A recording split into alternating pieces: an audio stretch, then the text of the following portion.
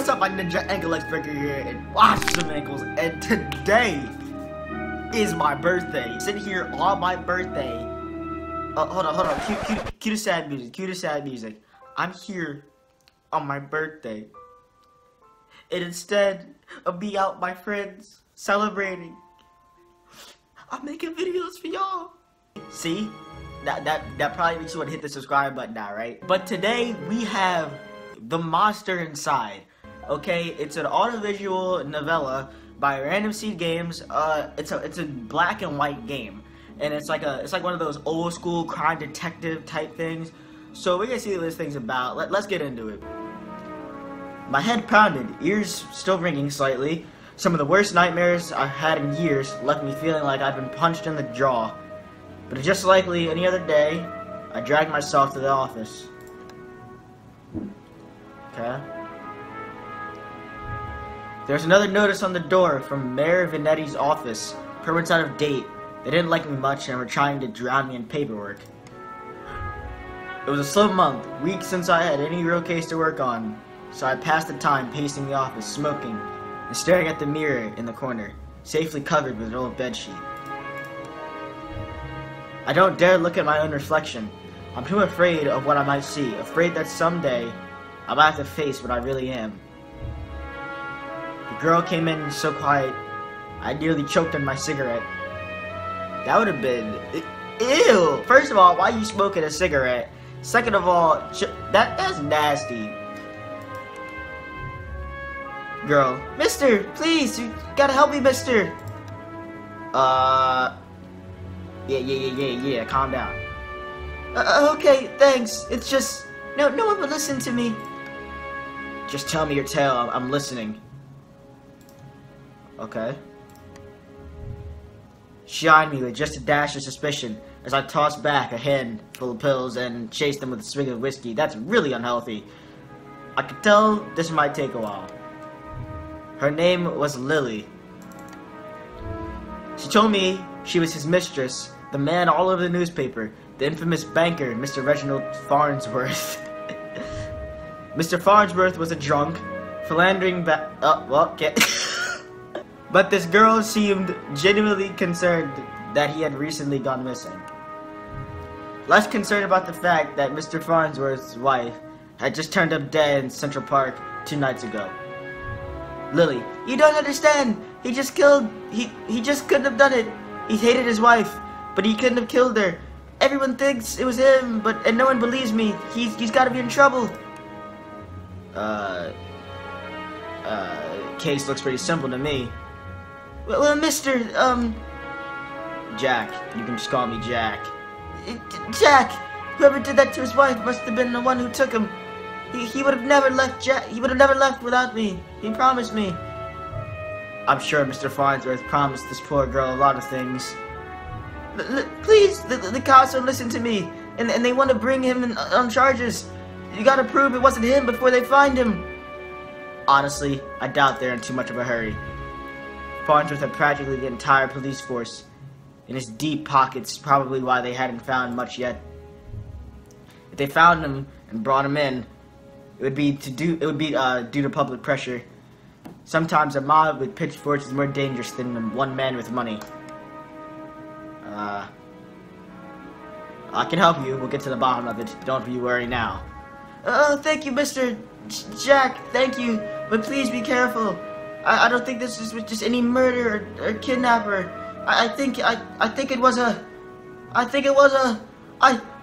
You're not my dad! A beast! I don't know why I'm laughing. Beast.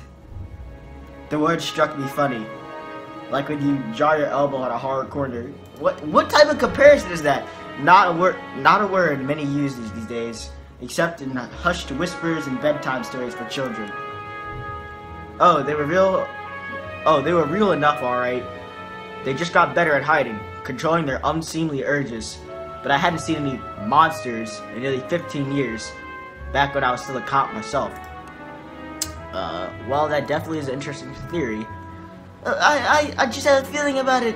Something tells me you can get to the bottom of it. You're good at this sort of thing. Sure, can't you see how busy I am with cases? I replied a little too harshly. Sarcasm wasn't my strong suit.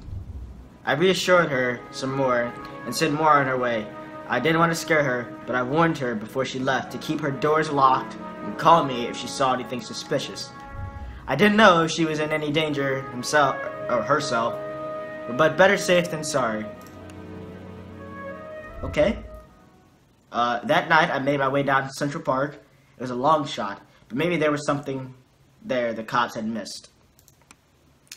Next chapter. So this game is parted in chapters, I see. So that was chapter 1, obviously. The scene was already picked clean by the cops days ago, but I've got a knack for finding things others overlook. So oh, okay. A knack, more of a symptom of a condition. Other, less than useful symptoms I kept in check. But for the time being, my keen sense of smell would come in handy. It was faint, but I could smell it before it even approached the police line. The scent was less of a thing and more of an emotion.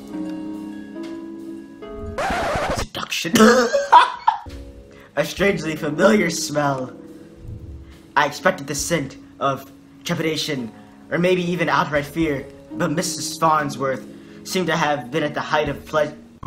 What the freak, y'all? This game got freaky real fast. Brought a new meaning to a crime of passion. Pushing the thought from my mind, it was time to get down to business. Investigate the scene. Oh, we gotta investigate. We gotta do something now. Okay.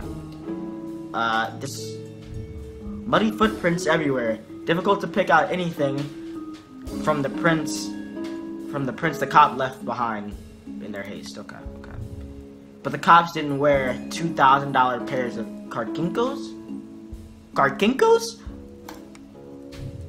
It looked like Mr. Farnsworth was there that night and walked on his own 2 feet. Okay. Investigate the scene again. What we got? What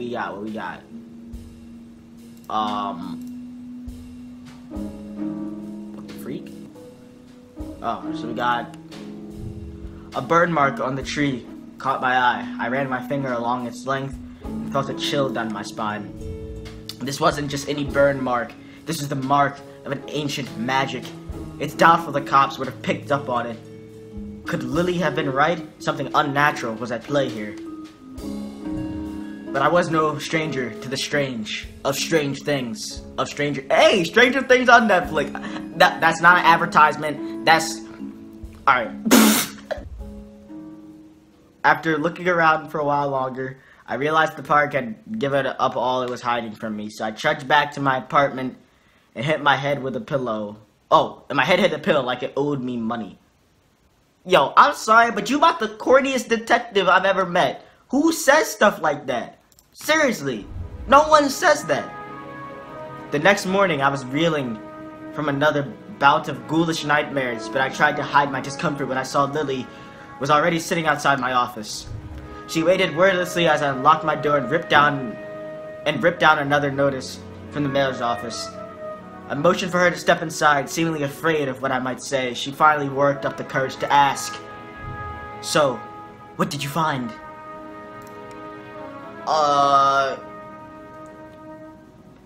Not sure if my beef is something unnatural at play. We gotta be honest. We might as well just be honest. Unnatural. Oh, sorry. Unnatural. How do you mean? Let's tell her. What does that mean? What about Reggie? Do you know where he might be? Let's say they were signs of the scene. My tone was indifferent towards her as I turned and grabbed a bottle from my desk drawer. Dryness in my throat made it difficult for me to swallow my meds. But you stop swallowing meds, stop popping pills. But do you know where he went? Do you think the news this morning is related? What news is that? Because I didn't hear about it. Haven't you heard? No, I just asked. Why would I ask? Lily, you dumb. You real stupid. Alright. They found the police chief's wife dead by the docks. They say it happened last night. Let me guess. Chief Amato is missing too. My face might have betrayed the hint of satisfaction as he confirmed my suspicions, but it faded quickly. Amato was a crap cop and a crap chief. He was half the reason why I left the force, but now his wife was dead, and I had more questions than I did the day before. The gears in my head started to spin, which wasn't helped by the splitting pain at my temples. I told Lily I needed time to work, and she left slightly dejected, wanting more answers than I could provide. Well, you know what, Lily? We're a detective, we try to do our job, and you just all in my business. How about you just let me do what I... Hold up. Sip time. That night after the cops had cleared out the docks, I would slip down and see what I could uncover concerning Mrs. Amato's untimely demise. The cold air smelled strongly of sea salt oil. Oh, not sea salt, of salt oil. And could it be? Well, what is it? That smell again. Like someone had bottled pure arsenal and used it as perfume. It hit me like a long forgotten memory, but the sensual fumes still gave way to a rush of adrenaline. I knew exactly what the scent reminded me of, and that scared me more than not knowing. I looked down at my hand, shaking, the nightmares, the headaches. No, I was better now, reformed. I had to focus, no jumping to conclusions, follow the evidence, investigate the scene. Okay, so we're looking again. There, just there, the smallest piece of pure fabric, torn and caught the splinter of a board. The police report didn't say anything about Mr. Amato's wearing purple, and it was certainly a quality. Ew! And it was certainly a quality that you wouldn't expect down here. Don't see too many high society types around flaunting royal purple threads. Investigate the scene. Okay. Red Phoenix cigarettes, the same crappy brand I smoke every day. Everyone's got their vice. I pulled out my own pack of reds and lit up. Yo, he get lit! Yo, alright, come on. It's my birthday. I have an excuse for being extra. Yo, editor Egg Breaker, do not say I'm extra. Do not say I'm extra. I can see you're saying, get out of here. I ain't extra. I could already feel another headache coming on, but looking out over the waves seemed to help me forget. The cold helped me push down the uncomfortable thoughts that had been bubbling to the top of my brain. Okay, I like it. Got a nice little story here. Honestly, don't remember the walk back to the office. Apparently, I spent the night in my easy chair. The air from the doors locked up. The air from the doors. The air from the docks lingered onto my clothes. It was still dark out. No, I checked the clock. How long had I been out? Had I really slept through the entire day? Next day? A newspaper was sitting under the door. As I stood to fetch it, I nearly fell over. A wave of nausea hit me like a ton of bricks. I steadied myself and regained my composure. Before I even picked up the paper, I could already read the headline. Breaking, yup, just breaking. Breaking news. Bear missing, wife found dead. No two cases are a coincidence. 3 is a pattern. The cops would come asking questions soon. They knew I had a history of antagonizing other victims. Why are you doing that? I stumbled to my desk and slammed back 3 days worth of inhibitor pill. Oh my. Come on, dude, stop popping pills. I couldn't take any chances. I had to investigate the scene to be sure. I threw on my jacket and went to the door. Lily caught me off guard on the other side. Jack! Jack, where are you off to? I've been trying to reach you all day. I'm sorry, Lily, I don't have time to talk. I have to go. Okay, but I need to talk to you when you get back. Just stay safe. Yeah. She gave me a soft kiss on the cheek as I rushed off. Part of me wanted to stay and tell her it would be okay, but it would be a lie. Okay, alright. Alright guys, that's a new game. I figured I might as well start. I like this game. It has a nice little story. If you guys want me to finish this game, let me know down in the comments. Is there any other games you guys want me to play? Let me know down in the comments. Again, thank you guys for the support. You know, I really appreciate it. For as small as I am right now, I'm gonna do my work on my end. I'm gonna leave fate to do the rest. Alright guys, I'm gonna go enjoy my birthday without further ado. Peace, love. I forgot the ending to my own video. And I'm gonna talk to y'all next time. We get some more of this game, because I do like it. I like it.